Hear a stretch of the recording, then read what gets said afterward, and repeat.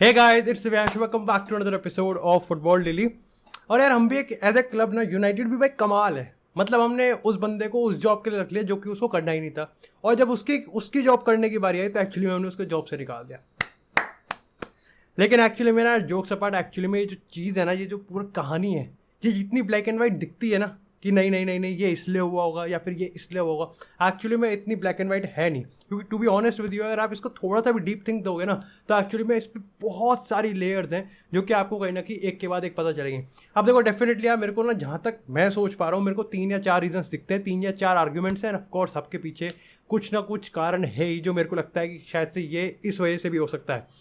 क्योंकि डेफिनेटली देखो यार, अगर यूनाइटेड की ऑफिशियल स्टेटमेंट की बात करें तो उन्होंने कहा है कि देखो, ऑस्ट्रिया नेशनल टीम का मैनेजर है रांगनिक, और इसके चलते कहीं ना कहीं वो यूनाइटेड के कंसल्टेंसी वाला रोल छोड़ देगा। अब देखो यार, इस बात में उतनी सच्चाई और उतना ही लॉजिक है जितना इस बात में कि मैं आज के पेपर में पास हो रहा हूँ, ठीक है। तो डेफिनेटली अगर पहली अपडेट की बात करें, मतलब पहले आर्ग्यूमेंट की अगर हम बात करें, तो वो होता है कि यहाँ पर रांगनिक ने खुद ही यूनाइटेड को छोड़ दिया है, यानी कि वो डिसइंटरेस्टेड हो गया था। दूसरा पॉइंट आता है यहाँ पर कि यूनाइटेड ने रांगनिक को सैक कर दिया है। तीसरा पॉइंट आता है कि टेन हैग को रांगनिक के साथ काम ही नहीं करना था। और चौथा पॉइंट आता है कि यहाँ पर क्योंकि रांगनिक ने एक तरीके से ऐसे करके जो प्लेयर्स की ली थी, उसके चलते कहीं ना कहीं यूनाइटेड ने on the terms of exposing them कहीं ना कहीं रांगनिक को सैक कर दिया। ऑफकोर्स दोनों सैक अलग हैं, एक मैनेजेरियल परफॉर्मेंस पे और एक एक्सपोजिंग परफॉर्मेंस पे। लेकिन सबसे पहले डिस्कस करते हैं पहले आर्ग्यूमेंट की कि रांगनिक एक्चुअली में यूनाइटेड की कंसल्टेंसी रोल वाले पे डिसइंटरेस्टेड हो गया था।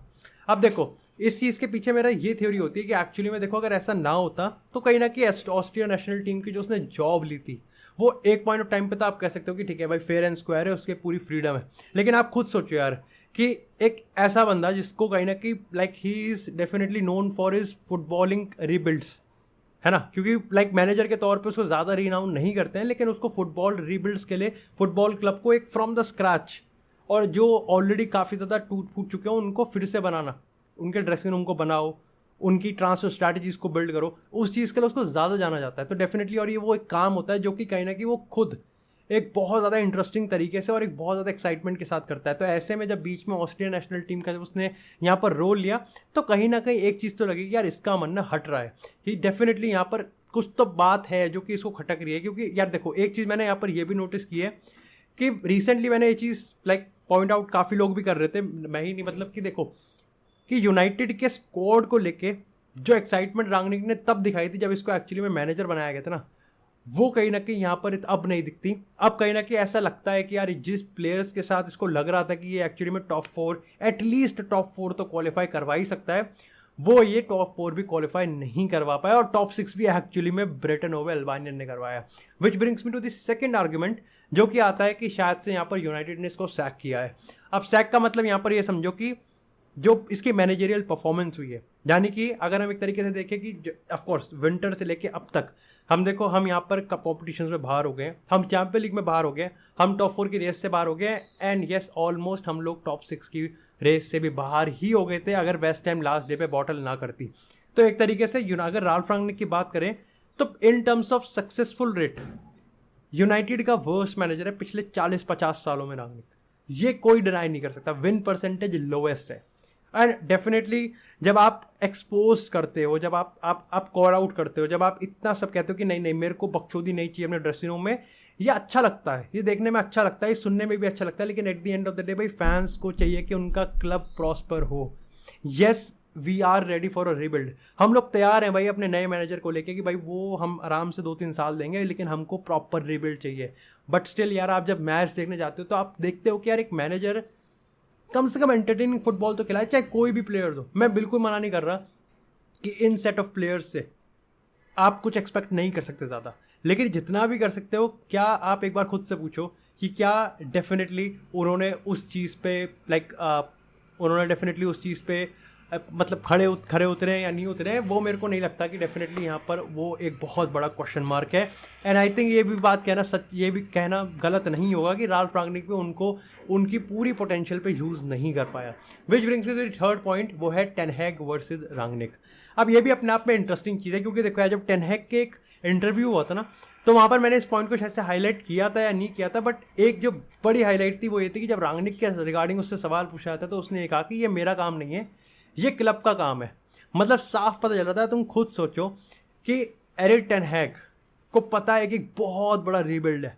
You know when you take a new job, आप जब एक नए जॉब लेते हो, ठीक है, एक आपने एक फुटबॉल में एक मैनेजर की नई जॉब ली है, आपको पता है कि क्लब है, लेकिन when you take a rebuild process, क्या आपको पता है कि मैनचेस्टर यूनाइटेड जैसे बड़े स्केल पे क्लब को रीबिल्ड करना है तो बहुत सारी चीज़ें आपको काउंट करनी पड़ती है। और लाइक 6 महीने पहले ही उस क्लब ने काफ़ी टाइम बाद एक्चुअली में एक फुटबॉल माइंड को हायर किया था। किस लिए? ट्रांसफर स्ट्रैटेजीज को बिल्ड करने के लिए। और उस चीज़ को लेकर टेन हैग इतना डिसइंटरेस्टेड लग रहा था। लाइक मैं गलत भी हो सकता हूँ, लेकिन कहीं ना कहीं ये चीज़ हो भी रही थी। वैसे यहाँ पर अगर हम बात करें सैमुअल लेक्वेस की बात करें, यहाँ पर लॉरी विटवेल की बात करें, तो सबने इस चीज़ को कंफर्म किया कि ये डिसीजन से पहले दोनों के बीच बहुत लंबी बात हुई है। तो ये कह सकते हैं कि एरिक टेन हैग को एक्चुअली में ये आइडिया पसंद नहीं आया कि रांगनिक उसके प्लान्स में इंटरफियर करे, या फिर हम कह सकते हैं कि देखो रांगनिक और टेन हैग की बनी रही है। सीधी सी बात है कि किस तरीके से दोनों इस क्लब के विजन को देखते हैं। अब इसमें गलत कौन है और सही कौन है? मेरे को लगता है कि यार इसमें दोनों ही गलत नहीं है और दोनों ही सही नहीं है। ये चीज़ मैंने टेन हैग और रांगनिक के जब रांगनिक के अपॉइंटमेंट के बाद भी बोली थी कि मैटर ये नहीं करता कि कौन कितना सही है। मैंने ये भी तब भी कहा था, भी आई थिंक हाल ही में मैंने एक पॉडकास्ट पे चीज़ कही भी थी कि यार जब आपके ज़्यादा फुटबॉल ब्रेन्स आ जाते हैं ना, तो उनके बीच की जो कंपैटिबिलिटी और जो सिनर्जी है ना, वो बहुत ज़्यादा मैटर करती है, क्योंकि वो चीज़ चलनी चाहिए। ऐसा ना हो कि टेन हैग अपना पेल रहा है, रांगनिक अपना पेल रहा है और दोनों में से कुछ भी नहीं हो रहा। And I think this is the reason कि क्यों आई थिंक ये लाइक बहुत बुरे में एक अच्छी चीज़ हो सकती है कि ठीक है रांगनिक चला गया, एटलीस्ट अब टेन हैग के पास पूरी फ्रीडम है जो कि उसको देनी चाहिए, है ना, वो है। Coming to the fourth point, जो कि मेरे को लगता है कि one of the most controversial point होगा अगर ये सच हुआ, कि यहाँ पर क्योंकि रांगनिक ने एक्सपोज किया और इसके चलते कहीं ना कहीं जो बोर्ड है वहाँ से अंदर से आवाज़ आ गई कि ठीक है भाई पत्ता कटता है। देखो ये मानो ना मानो, लेकिन लगता है कि पहला हो, दूसरा हो, तीसरा हो, चौथा हो, लेकिन तीसरे का रोल तो मेरे को लगता है कि है ही है, because it makes direct sense. अगर चौथे की बात करें तो देखो यार, आप में से काफ़ी लोग कहोगे कि यार एक्सपोज करें तो अच्छी बात है ना, वो हम फैंस के लिए अच्छी बात है यार, क्लब है, पैसा कमाना है, और पैसा तब कमेगा जब नाम होगा। जब नाम ही खराब होगा तो पैसा कौन देगा? और डेफिनेटली जिस तरीके से साल दर साल यहाँ पर रेवेन्यू लॉसेज हो रहे हैं, जिस तरीके से यहाँ पर कहीं ना कहीं नाम खराब हो रहा है, और डेफिनेटली मैं अभी एक रिपोर्ट भी पढ़ रहा था कि डैनियल जेम्स के लाइक पिछले 5-6 सालों में डैनियल जेम्स एकमात्र बंदा है जिसको हमने प्रॉफिट पे सेल किया है। तो नाम ही तो खराब हो रहा है। लाइक अगर एरन वन-बिसाका की बात करें, एंथनी मार्शियल की बात करें, या फिर आप जैसे लिंगार्ड की बात करें, तो जिन प्लेयर्स के साथ रांगनिक की भिड़ी है उन प्लेयर्स की मार्केट वैल्यू भी कम हुई है। और उनकी मार्केट वैल्यू कम होना उनके लिए एक तौर पर डेफिनेटली, जैसे लिंगार्ड तो फ्री एजेंट है, लेकिन अगर एंथनी मार्शियल की हम बात करें, या फिर हम बात करें यहाँ पर एरन वन-बिसाका की बात करें, एलेक्स टेल्स की बात करें, तो इनका तो कॉन्ट्रैक्ट खत्म थोड़ी हुआ है। तो इनका ट्रांसफर मार्केट में अगर वैल्यू गिरेगी तो वो यूनाइटेड के लिए बड़ी दिक्कत है। और ऑफ कोर्स सब चीज़ पैसों पे चलती है यार। हम यूनाइटेड के फैंस डेफिनेटली इमोशनल होकर रांगनिक की पीठ थपथपा सकते हैं, लेकिन वो गांडी थपथपाएंगे। तो ये मेरा कहीं ना कहीं मेरे को लगता है कि ये मेरा इसके ऊपर एक बहुत ही अनस्क्रिप्टेड, और अभी भाई जस्ट एक आधा एक घंटा पहले मैं अपना पेपर दे के आया हूँ जिसमें मैं टपक गया हूँ, कोई बात नहीं, कोई दिक्कत नहीं है। लेकिन यही चीज़ कहीं ना कहीं मेरे को लगता है कि this is what it is. But do let me know कि आपका इसके रिगार्डिंग क्या ओपिनियन है। इसी के साथ चलते हैं अपने ट्रांसफर अपडेट्स पे। अब सबसे पहले बात करते हैं यहाँ पर एनगोलो कांटे को लेके। अब देखो यार, एनगोलो कांटे को लेके बहुत ही सडन न्यूज़ आई है। सबसे पहले तो यार यहाँ पर अगर यूनाइटेड की ट्रांसफर स्ट्रैटेजी की बात करें तो देखो कॉन्ट्राडिक्टिंग भी है और अपने आप में इंटरेस्टिंग भी है। सबसे पहले तो यार ये कल बताया गया कि भाई देखो फ्रैंकी डियोंग अब एरिक टेन हैग का नंबर 1 कैंडिडेट है, और वो तो चाहिए ही चाहिए। एंड ऐसे पॉइंट ऑफ टाइम पे आज एथलेटिक अपनी रिपोर्ट्स में भी ये कहीं ना कहीं लॉरी विटवेल अपने ये मेंशन करते हैं कि एनगोलो कांते एक और ऐसा बंदा है जिस पे यूनाइटेड जा सकती है। अब मतलब ऑफकोर्स उस रिपोर्ट में ये चीज़ बताई गई है कि एक्चुअली में पहली बार नहीं होगा जब एनगोलो कांटे में एक्चुअली में यूनाइटेड इंटरेस्टेड हो। 2020 में भी जब लैम्पार्ड था उस टाइम मैनेजर, तब भी वो एनगोलो कांटे को ऑफर कर रहे थे, या फिर यूनाइटेड वाइस वर्सा था ऐसा।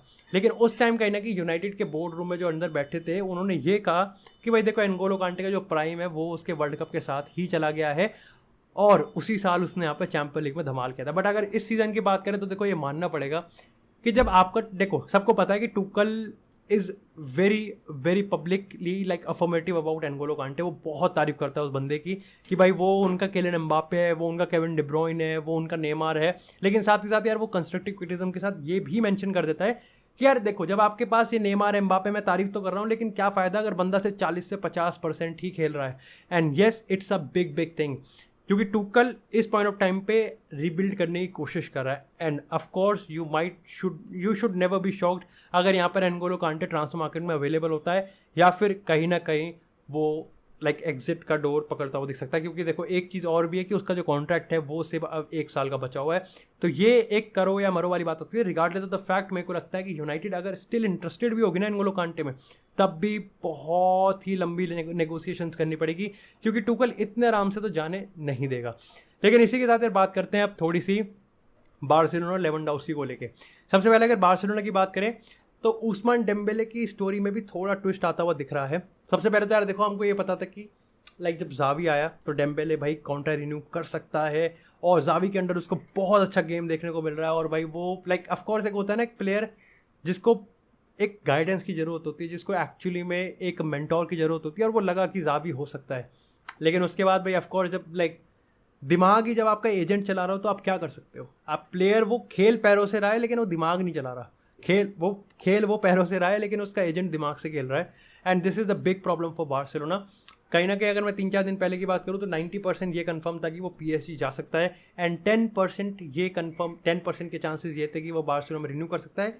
अब स्टोरी में ट्विस्ट आ चुका है, बिकॉज कल भाई 90 minutes Mundo Deportivo, I think Mirror and काफ़ी सारे जो अब media mainstream media reports हैं, उन्होंने इस चीज़ को कंफर्म किया कि चेल्सी अब कहीं ना कहीं रेस में ना ही सिर्फ एंटर कर चुकी है, जो कि पहले भी था थोड़ा पैसिवली, लेकिन अब कहीं ना कहीं सीरियसली एंटर कर चुकी है, और शायद से वो इस डील को हाईजैक भी कर सकते हैं। क्योंकि हाल ही में डेम्बेले के एजेंट ने एक्चुअली में कहा था कि वो अभी भी अपने ऑप्शंस को असेस कर रहे हैं, यानी कि PSG का ऑप्शन भी पढ़ रहे होंगे, वो चेल्सी का ऑप्शन भी देख रहे होंगे, और कहीं ना कहीं वो बार्सिलोना का ऑप्शन भी देख रहे होंगे।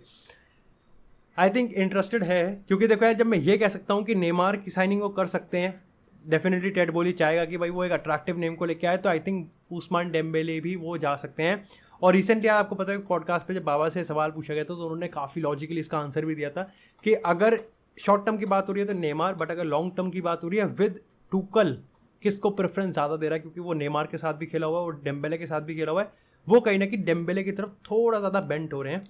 यहाँ पर डेम्बेले साइनिंग हो सकती है।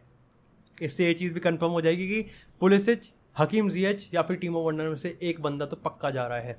अब बात करते हैं थोड़ी सी लेवेंडोव्स्की की। तो भाई कल चैंपियंस लीग फाइनल में हारने के बाद सादियो माने ने इस चीज़ को अनाउंस कर दिया कि भाई वो लिवरपूल को छोड़ रहे हैं। एंड यस ऑफकोर्स, अगर आप फुटबॉल डेली के एक रेगुलर मेंबर हो तो डेफिनेटली आपको पता ही होगा कि मैं लगातार फुटबॉल डेली एपिसोड में इस चीज़ को कवर करता हुआ रहा हूँ कि सादियो माने एक ऐसा प्लेयर है जो कि कहीं ना कहीं जिस पे आई थिंक ओवरलुक किया जा रहा है, या फिर लिवरपूल का एक्चुअली में प्लान ही नहीं है। अब इस पॉइंट ऑफ टाइम में ना थोड़ा सा डिलेमा आपको समझना पड़ेगा, क्योंकि 3 क्लब इन्वॉल्व हैं। लाइक कहने को सादियो माने ने लिवरपूल छोड़ दिया, लेकिन यहाँ पे 3 प्लेयर्स एक्चुअली में इन्वॉल्व हैं clubs, that is Liverpool, Bayern Munich and Barcelona. अब देखो, अगर लिवरपूल को लाइक सादियो माने अगर लिवरपूल को छोड़ती है तो डेफिनेटली अभी कॉन्ट्रैक्ट खत्म नहीं हुआ है, उसमें 1 साल बचा है, तो वो एक प्राइस टैग डालेगी, ठीक है।